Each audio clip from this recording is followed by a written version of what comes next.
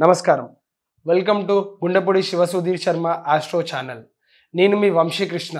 మనతో పాటు ఉన్నారు డాక్టర్ శివసుధీర్ శర్మ గారు. నమస్కారం గురువు గారు. శ్రీమాత్రే నమః. శ్రీ గురుభ్యో నమః. ధనత్రయోదశి రాబోతోంది. మరి దానికి ఎలాంటి పూజలు చేసుకోవాలి, ఎలాంటి విధానంలో చేసుకోవాలి, ఒక్కసారి ఈ మా వ్యూవర్స్కి చెప్పగలరా? తప్పనిసరిగా ధనత్రయోదశి అసలు అంటే ఏంటనేది చాలామందికి తెలియదు. ధనత్రయోదశి ధనంతో కూడుకున్నటువంటి త్రయోదశి అనేటువంటి ఒక పేరు వచ్చింది కాబట్టి ఎంతసేపటికి ధనము అంటే లక్ష్మీదేవి కాబట్టి లక్ష్మీదేవికి పూజలు చేయడం అనేది సర్వసాధారణంగా జరుగుతున్నటువంటి విషయం. అసలు లక్ష్మీదేవి పుట్టిన తరువాత అష్టైశ్వర్యాలకి అధిపతిగా అయినటువంటి రోజునే ధనత్రయోదశి అంటాం. కాబట్టి ఇప్పుడు మనకి ఒక అధికారం కలిగింది. అధికారం కలిగిన రోజున మనం పండగ చేసుకుంటూ ఉంటాం. ఏదైనా ఒక పుట్టినరోజు కావచ్చు, ఏదంటే ఒక ఉద్యోగం వచ్చినటువంటి రోజు కావచ్చు, ఇన్ని సంవత్సరాలైంది నాకు అని గుర్తు చేసుకుంటూ దాన్ని ఒక పండుగలాగా మనం చేసుకోవడం అనేటువంటిది ఆనవాయితీ. అలాంటిది ఈ అష్టైశ్వర్యాలకి అధిపతి అయినటువంటి ధనత్రయోదశి రోజున లక్ష్మీదేవికి పూజ చేస్తే ఎలాంటి పూజ చేస్తే మనకి ఫలితం కలుగుతుంది, ఎందుకు పూజ చేయాలి అనేటువంటి విషయం.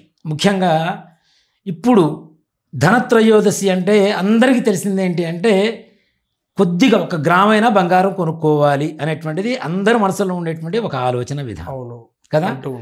అలా కొనుక్కుంటే లక్ష్మీదేవి అనుగ్రహం కలుగుతుందా? అసలు కొనుక్కోవాలా? మరి కొనుక్కునేటువంటి అవకాశం అందరికీ ఉన్నదా? ఇప్పుడు మా చిన్నప్పుడు ఒక గ్రాము వచ్చేసరికి 75 రూపాయలు, 100 రూపాయలు, 125 రూపాయల వరకు, 300 రూపాయల వరకు చూసాం.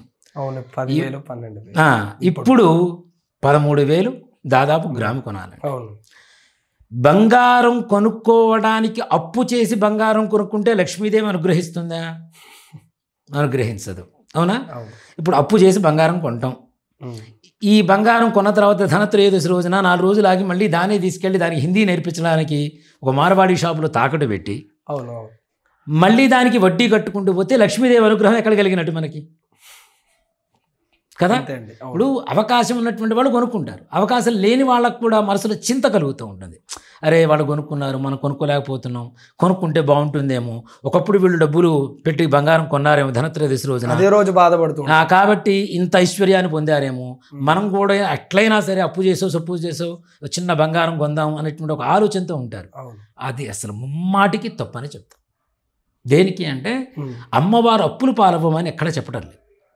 అష్టైశ్వర్యాలలో మనకు ఉండేటువంటి అష్టైశ్వర్యాలలో ధనం ఒక్కటే ఐశ్వర్యం కాదు కదా.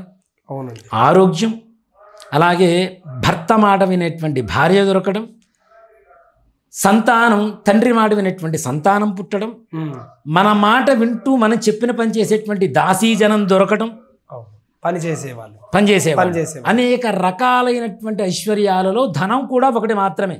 ధనమే ఐశ్వర్యం అయితే కాదు. ఇది మాత్రం ఉన్న కలియుగంలో మాత్రం ధనం ఐశ్వర్యం కాదు. అదొకటే కాదు. ఎన్ని 100 కోట్ల రూపాయల ఆస్తులున్నా ఆరోగ్యం లేకపోతే ఏమీ రాదు, ఏమీ లేదు. కొడుకు మాట వినకపోతే ఏమీ లేదు, భార్య మాట వినకపోతే ఏమీ లేదు. పని వాళ్ళు 100 కోట్లు ఉన్నాయి. ఇప్పుడు కొన్ని చోట్ల చూస్తూ ఉంటాం మనం. మనకి తెలిసి మీకు కూడా బాగా పరిచయం ఉన్నటువంటి వ్యక్తులే ఉన్నారు కొంతమంది విజయవాడలో. యజమాని ఇంట్లో ఏదో అద్దెకుంటున్న వాళ్ళలాగా, పని వాళ్ళేమో యజమానులాగా వ్యవహరించేటువంటి జనాలు కొంతమంది ఉన్నారు, చాలా మంది. అవునా? అంటే దాసీజనం కూడా మన మాట వినేటువంటి దాసీజనం దొరకడం కూడా అష్టైశ్వర్యాలు ఒక ఐశ్వర్యం. ఇలాంటివి ఏవి కాకుండా కేవలం బంగారం, డబ్బు, బిల్డింగులు ఇవి మాత్రం ఐశ్వర్యం అనుకోవడం అనేది మాత్రం ఒట్టి భ్రమ. అవి ఉన్నా సుఖ సంతోషాలు లేవు. కానీ దీంతో పాటు ధనం మూలం ఇదం జగత్ అనేటువంటి ఒక శాస్త్రం కూడా మన ధర్మమే చెబుతూ ఉంది. డబ్బు అన్నిటికీ చాలా వాటికి కారణం, చాలా వరకు అవసరమైనటువంటిది కొన్ని ముఖ్యమైనటువంటి విషయాలలో.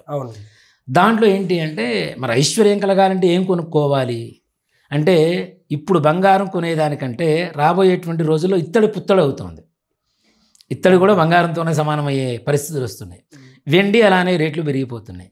పంచలోహాలు అంటాం కదా, కంచు, వెండి, బంగారం, అలాగే ఇత్తడి, రాగి. చూస్తుంటే వెండి కూడా బంగారం వరకు వచ్చేసి వెళ్ళిపోతుంది. ఇట్లాగా అన్ని లోహాలు కూడా విపరీతమైనటువంటి రేట్లు పెరిగిపోతూ ఉన్నాయి. మరి ఇలాంటి పరిస్థితుల్లో బంగారం కొనుక్కునేంత స్థాయికి వెళ్ళాలి, ఇంట్లో ఆనందదాయకంగా ఉండాలి అనుకునేటువంటి వాళ్ళకి ఒక సింపుల్ రెమెడీ, పెద్దగా ఖర్చు లేకుండా పూజా స్టోర్స్కి వెళ్ళండి. ధనత్రయోదశి రోజున ఉదయం పూట మోతీ శంఖం అని చెప్పి ఒక శంఖం అమ్ముతారు. మోతి శంఖం. మోతి శంఖం. శంఖం అంటే ఏంటి? మనకి సముద్ర ఒడ్డున పుట్టేటువంటిది. అవునా?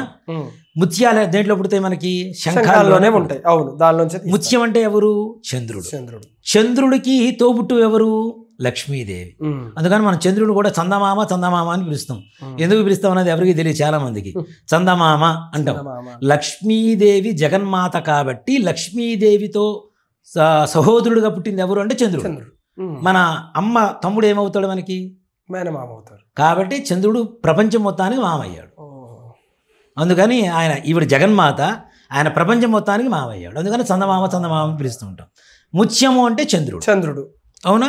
అంటే చంద్రుడు పుట్టినటువంటి స్థలం ఏదైతే ఉందో, అదే ఈ ముత్యం పుట్టినటువంటి స్థలం ఏదైతే ఉంటుందో అది శంఖం. ఆ శంఖంలో మోతి అంటేనే మనకి ముత్యం కదా. అవును, ముత్యం కదా. ఈ చంద్రుడితో సమానంగా పుట్టినటువంటి ఎవరు అంటే లక్ష్మీదేవి. కాబట్టి శంఖంలో లక్ష్మీ నివాస యోగ్యం అని చెబుతాం. శంఖంలో లక్ష్మీ నివాస యోగం. లక్ష్మీదేవి అందులో నివాసం ఉంటుంది. లక్ష్మీ నివాస స్థలాలు కొన్ని ఉంటాయి. ఆడవాళ్ళు పెట్టుకున్నటువంటి నుదురు బొట్టు, అట్లాగే పాపట్లో పెట్టుకునేటువంటి బొట్టు, చేతికుండేటువంటి గాజులు, ఇలా కొన్ని స్థానాలు తీసుకుంటే లక్ష్మీ నివాస స్థలాలు అంటారు. వీటిని సుగంధ ద్రవ్యాలని చెబుతూ ఉంటాం. వాటితో పాటుగా ఈ మోతి శంఖం అనేటువంటిది చాలా ప్రధానమైనటువంటిది. నిజంగా ఒక మాట చెప్పాలంటే ఇలాంటివి కొంతమంది ప్రయోగాలు చేసి, ప్రయోగం కూడా కాదు, ఇలా ఈ విధంగా పూజ చేసి లాభపడ్డేవాళ్ళు చాలామంది ఉన్నారు.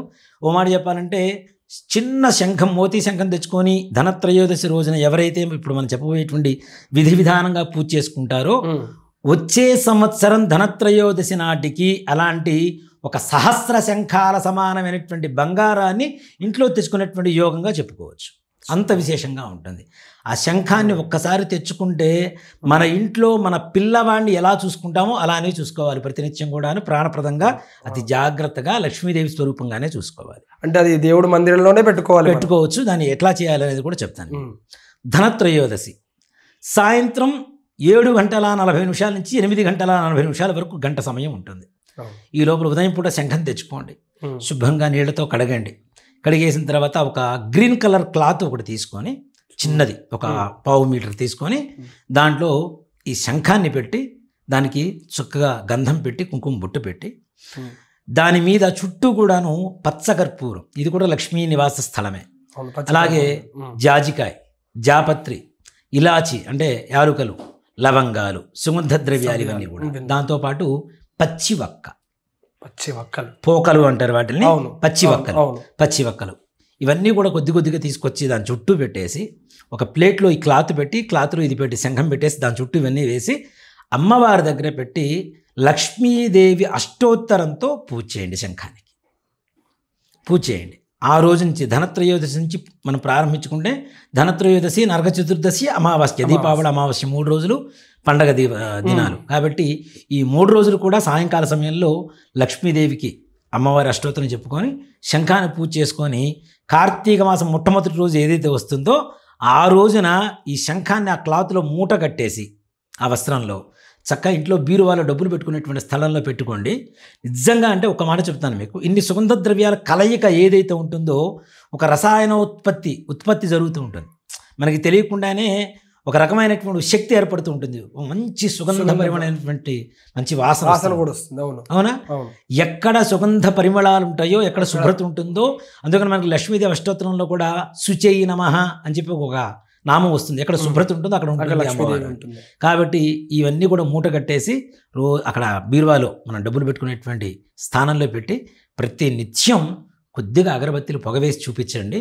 నిజంగా వచ్చే దీపావళి అంటే వచ్చే ధనత్రయోదశి నాటికి చెప్తున్నాను, మూట ఏదైతే కట్టారో అంత మూట బంగారాలు కొనుక్కునేటువంటి శక్తి లక్ష్మీదేవి తప్పనిసరిగా ధనత్రయోదశి రోజున చేసేటువంటి పూజకి అమ్మవారు అనుగ్రహిస్తుంది.